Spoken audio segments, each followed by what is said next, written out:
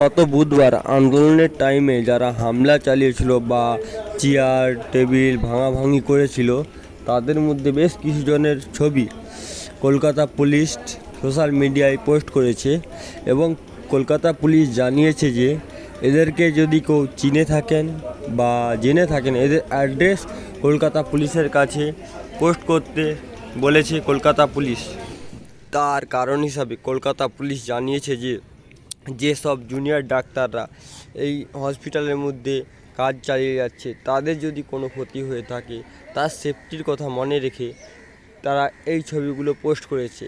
তাই আপনাদের কাছে জানিয়েছেন যে আপনারা যদি ওদেরকে চিনে থাকেন ওদের ব্যাপারে আপনারা সোশ্যাল মিডিয়ার মাধ্যমে আপনারা অ্যাড্রেস শেয়ার করতে পারেন বা আপনারা গিয়ে ডাইরেক্ট কলকাতা পুলিশ থানাতে গিয়ে আপনারা কমপ্লেন করে আসতে পারেন। তাই জানাতে যাচ্ছি যে যারা আন্দোলন করতেছে করুক, কারণ আন্দোলনটা খুব ভালো জিনিস।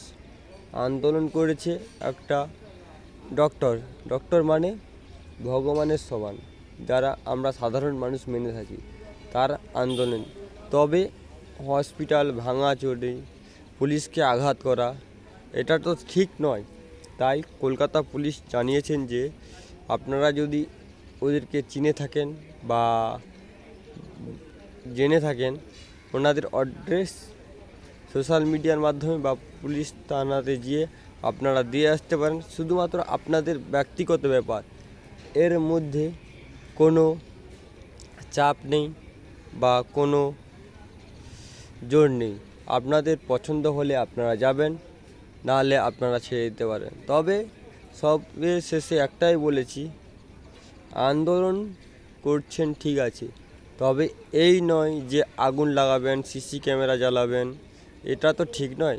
এটার জন্যই কলকাতা পুলিশরা রিপোর্ট করেছে। এটাই আমার বলার থাকলো।